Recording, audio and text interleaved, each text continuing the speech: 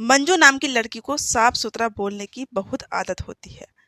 जो उसे अच्छा लगता था उसे अच्छा बताती थी, जो उसको बुरा लगता था उसको बुरा बताती थी। मतलब जो भी कहती थी सो मुंह पे ही कह देती थी। जब स्कूल में पढ़ा करती थी वहां इसे एक लड़का बहुत अच्छा लगता था। उसके पास जाती है, पास जाके उससे उससे बातचीत करती है और बातचीत करके उससे अपने प्यार का इजहार करती है। लड़का भी प्यार को स्वीकार कर लेता है और बात आगे बढ़ती है। वक्त का पहिया जब आगे बढ़ने लगता है तो वो इस चलते उनकी नज़दीकियाँ बढ़ने लगती हैं। नज़दीकियाँ बढ़ते-बढ़ते वो दोनों पति-पत्नी की तरह रहने लगते हैं।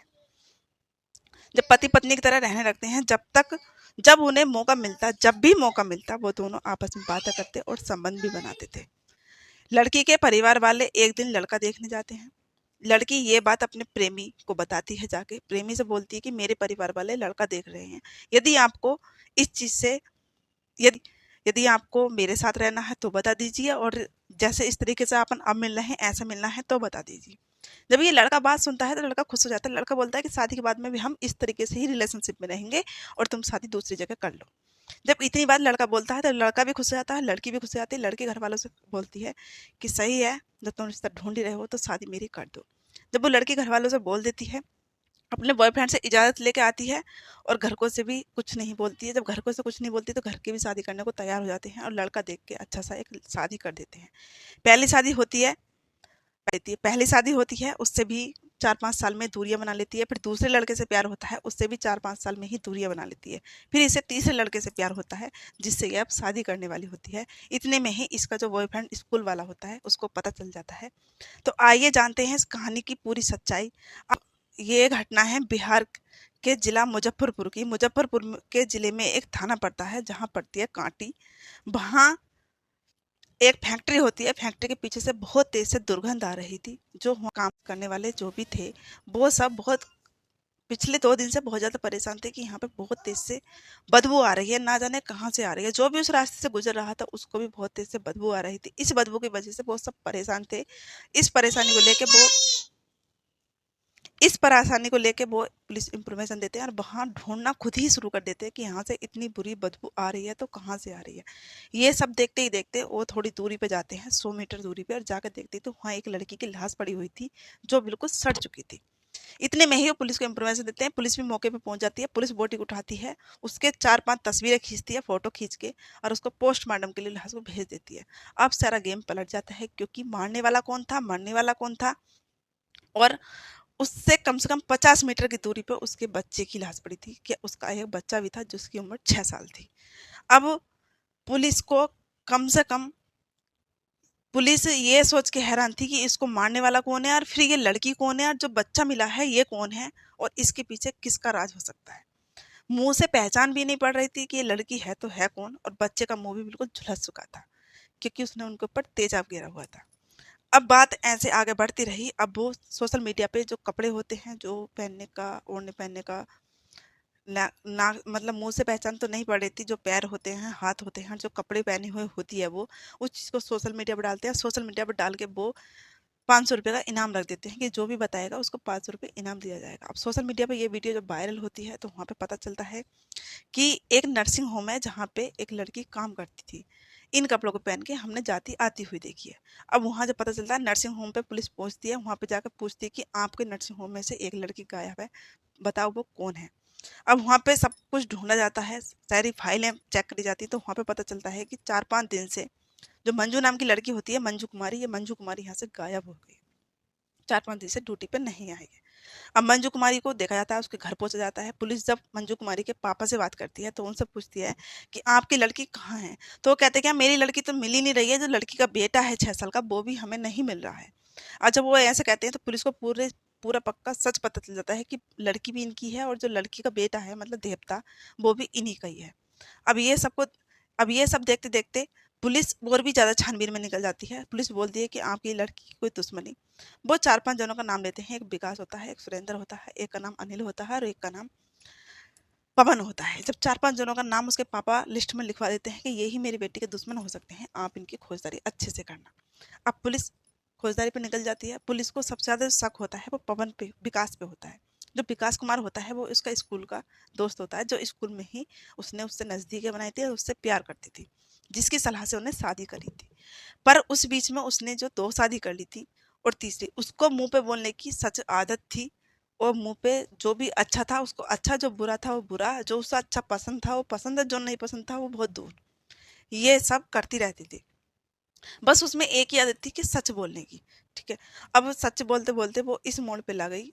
इस दोनों मर्डर के पीछे इतना बड़ा राज था कि अब विकास, जो विकास होता है उसका स्कूल फ्रेंड, अब उसको पुलिस हिरासत में लेती है। हिरासत में लेने के बाद में विकास से पूछताछ, कड़ी पूछताछ। विकास पहली बार तो मना ही कर देता है कि मेरा इसमें कोई हाथ नहीं है और ना ही मैंने इनको मारा है।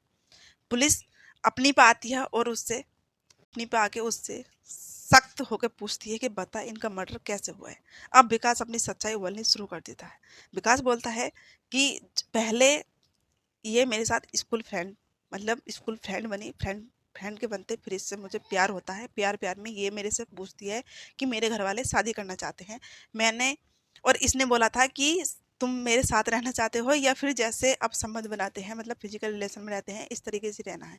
मैं इस चीज़ से राजी हो गया। मैंने भी अपनी शादी कर ली, इसने भी अपनी शादी कर ली, और हम जैसे कॉलेज फ्रेंड थे, मतलब इस तरीके से मिलते थे कभी कभी, इस तरीके से हम अब मिल रहे थे। ये शादी कर लेती है, मैं भी शादी कर लेता हूँ। अब जब दोनों का बहुत अच्छे से समय व्यतीत हो रहा था, इसको शादी को 6 साल हो चुके थे। इसके पास एक 6 साल इसके पास एक 6 साल का लड़का था, दूसरा 3 साल का लड़का था। 2 बच्चे होते हैं पहले पति से 2 बच्चे होकर 6 साल होने के बाद में ये अपने पति से बोलती है कि आप मुझसे मुझे अच्छे नहीं लगते, अब मैं आपसे दूर जाना चाहती हूँ। उससे डिवोर्स भी नहीं ले पाती है। इस तरीके से कह सके वो दूसरे रास्ते चले जाता है, ये दूसरे रास्ते चले जाते हैं। इसको एक लड़के से प्यार हो जाता है, उससे दूसरी शादी करती है। उससे भी एक लड़का पैदा हो जाता है, उसके साथ ये 2.5 साल रहती है। 2.5 साल रहने के बाद में उससे भी कुछ दिन बाद, 2.5 साल बाद बोल देती है कि तुम अपने रास्ते और मैं अपने रास्ते, मैं अब तुम्हारे साथ नहीं रहना। पहला पति से जो पापा शादी करते हैं उसको छोड़ देती है 6 साल में। इसकी उम्र समथिंग 30 साल थी। पहले पति को छोड़ देती है, दूसरे पति को भी छोड़ देती है। अब तीसरे लड़के से प्यार हो जाता है, और एक जो कॉलेज फ्रेंड था उससे तो प्यार करती ही है। अब जब तीसरे लड़के से प्यार करती है तो ये नर्सिंग होम में अपनी जॉब देखती है, और तीसरे वाले लड़के से शादी करने की गुजारिश लगा रही थी कि मुझसे शादी कर लो। अब जो इसके 2 बेटे थे, पहले इसने वो अपने मायके में छोड़ रखे थे, और मायके में छोड़ के एक बेटे को, सबसे बड़े बेटे को अपने साथ रखती थी, और जो छोटे 2 बेटे थे उनको उनको ये अपने मायके में छोड़ के रखती थी। अब वहाँ पे ये एक दिन रेंट का रूम ले रखा था इसने, जो मकान में रह रही थी। वहाँ पे जो विकास है उसका आना जाना लगा रहता था, क्योंकि वो इसका स्कूल फ्रेंड था। उसको उससे इनने वादा कर रखा था, ना वो इसे दूर छोड़ के जाता था ना ये। दोनों संबंध भी खूब बनाते थे, फिर भी ना जाने किस चीज़ की कमी इनके बीच में रह रही थी। 2 पति छोड़ने के बाद में तीसरे की तैयारी चल रही थी। अब विकास रूम पे अचानक से आता है, ये बात करती हुई होती है। विकास पूछता है कि तुम किससे बात कर रही हो, बहुत देर हो गई। विकास से बहुत प्यार के साथ में बहुत आसानी से बताने लगती है कि मेरा एक फ्रेंड है जो बहुत अच्छा है, बहुत ही अच्छा है, और मैं उससे शादी करना चाहती हूँ। और तो विकास इससे बोलने लगा कि तुम फिजिकल रिलेशन में भी आ गए होगे, तुमने संबंध भी बनाए होंगे। उससे अच्छे से कह देती कि जैसे आपसे मैं संबंध बनाती हूँ, जैसे आपसे फिजिकल रिलेशन में हूँ, इस तरीके से ही मेरा एक दोस्त और है, मैं इसी के साथ रहना चाहती हूँ, इसी से शादी करना चाहती हूँ। विकास को ये बात सुनकर थोड़ा सा गुस्सा आ जाता है। विकास कहता है कि पहला पति छोड़ दिया, दूसरा पति छोड़ दिया, कहाँ कहाँ मुंह मारती फिरेगी, तुझे शर्म नहीं आती। ये बात बोलता है तो वो मुस्कुरा के बोल देती है। उसको ये नहीं लगता कि इसको गुस्सा आ रहा है, क्योंकि उसे सच बोलने की आई थी, उसने सच बोल दिया उससे। बोलने के बाद में विकास उससे बोलता है कि मुझे तुमसे कुछ बात करनी है और यहाँ पे नहीं, मुझे तुमसे कुछ बात करनी है और यहाँ पे नहीं करनी है। जो एक फैक्ट्री है उसके पास पीछे आ जाना, अपन दोनों वहाँ पे बातें करते हैं अकेले बैठ के, यहाँ पे तुम्हारा बेटा है।